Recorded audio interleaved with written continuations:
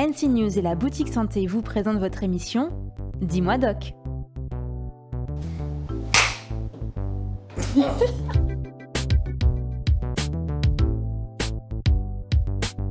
Bonjour à tous, bonjour à toutes. En effet, je m'appelle Laure, je suis médecin au don du sang et c'est à ce titre que je viens aujourd'hui pour vous éclairer un petit peu, vous donner quelques éléments de réponse sur ce thème, le don du sang. Médecin au don du sang, c'est en effet une profession très spécifique. Moi, mon diplôme, le diplôme que j'ai passé, c'est un diplôme de médecine générale. Et ensuite, je me suis spécialisée avec ce qu'on appelle un diplôme interuniversitaire sur la transfusion sanguine et la médecine du don. Et donc, médecin au don du sang, c'est un métier dans lequel, alors de manière générale en France, ce diplôme nous permet de sélectionner les personnes qui sont éligibles au don. Et ici, spécifiquement en Nouvelle-Calédonie, on est aussi sur la gestion des réserves, des stocks en produits sanguins, à savoir le sang total, les concentrés de globules rouges et les plaquettes.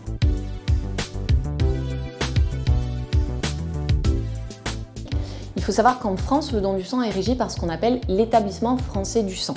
Ici en Calédonie, on a une spécificité, on a vraiment un service de transfusion sanguine et un centre du don du sang qui sont spécifiques à la Nouvelle-Calédonie, puisque la Nouvelle-Calédonie est autosuffisante. Ça veut dire que les besoins en transfusion des Calédoniens sont couverts par les dons qui sont faits par les Calédoniens.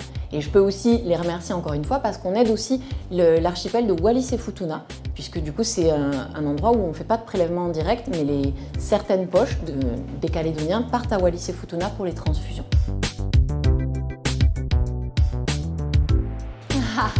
Alors en effet, on a cette chance ici en Calédonie que les gens viennent et les gens répondent présents aux appels. Dès qu'on lance son appel au don à travers les médias, et d'ailleurs merci encore de vous intéresser à ce sujet, dès qu'on lance un appel au don, les Calédoniens répondent. Et donc on a toujours, quand on a besoin, des gens qui se présentent. Le problème c'est que, comme je l'ai dit tout à l'heure, le sang c'est un produit périssable. Les globules rouges, ils ont une durée de vie de 42 jours, les plaquettes c'est 5 jours. Donc on a besoin de sang en permanence, parce que même si 42 jours ça paraît beaucoup, en fait ils sont transfusés dès qu'il y en a besoin, donc ça peut être 2 ou 3 semaines.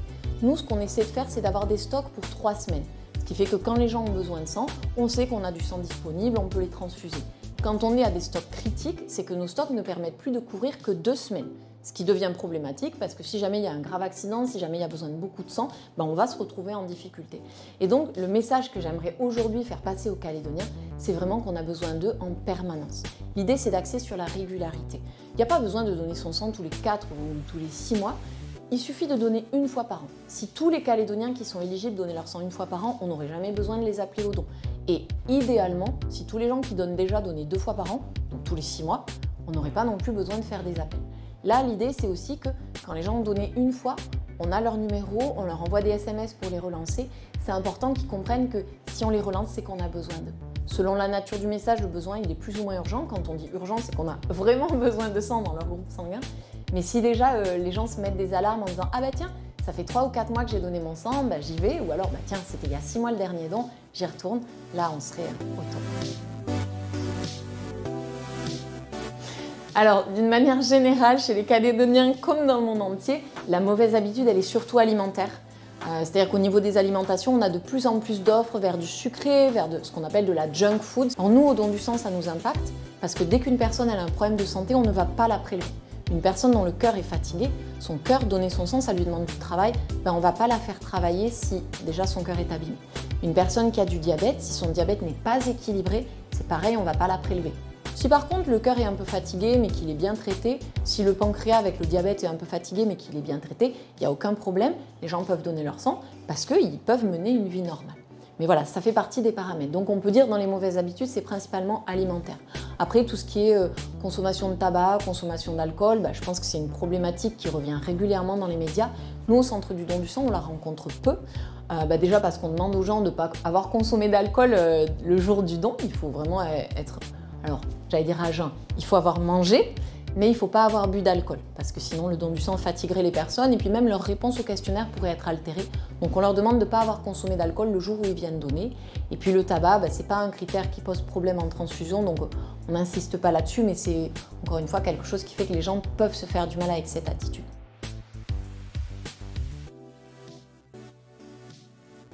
Soyez curieux, soyez curieuse, allez voir. Venez voir au centre du don du sang, pas forcément pour donner, ça peut être pour accompagner une personne qui donne ou ça peut être par curiosité. On a des fois des personnes qui se présentent au centre du don du sang qui nous disent moi j'ai jamais donné, je ne sais pas vraiment si je peux, mais j'aimerais bien savoir. Je dis, mais c'est ça le premier pas. Le premier pas, c'est d'être curieux. Et je pense que ça, c'est valable pour tout. Si on parle des spécificités calédoniennes, ici en Calédonie, il y a des gens qui sont très ouverts, très curieux, très accueillants, qui veulent rencontrer l'autre.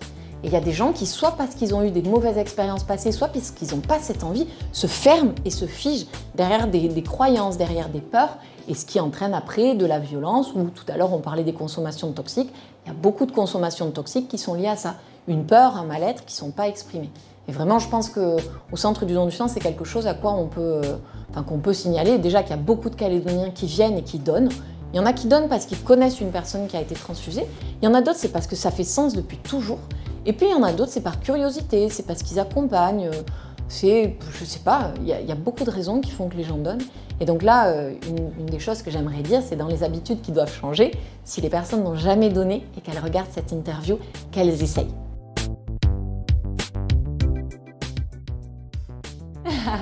Donc le centre du don du sang, c'est un centre qui se situe à l'entrée de la ville de Nouméa, au niveau du parking de l'ancien CHT Gaston Bourré. C'est-à-dire il y a un grand parking à l'entrée de la ville, il y a des grandes tours qu'on appelle Pacific Arcade, et le centre du don du sang, il est au rez-de-chaussée de Pacific Arcade. Il est juste derrière une station-service. Donc en termes de visibilité, c'est la station-service qu'on voit en premier, mais le centre du don du sang, il est là, il est juste derrière. Il y a un numéro de téléphone gratuit, le 055 100, qui permet de téléphoner, de se renseigner. Et puis surtout, il y a un site internet qui a été lancé l'an dernier, qui est extrêmement précieux parce que les gens veulent avoir des informations, nous poser des questions, regarder déjà le questionnaire, regarder la liste des contre-indications, prendre rendez-vous. Il y a un outil de réservation en ligne sur le site www.dondusang.nc. Il y a toutes ces informations et il y a cet outil de réservation. Donc je pense que là, vraiment, si les gens veulent nous contacter, se renseigner, c'est sur ce site internet qu'il faut aller. C'était votre émission Dis-moi Doc, en partenariat avec la boutique santé à retrouver au Quartier Latin.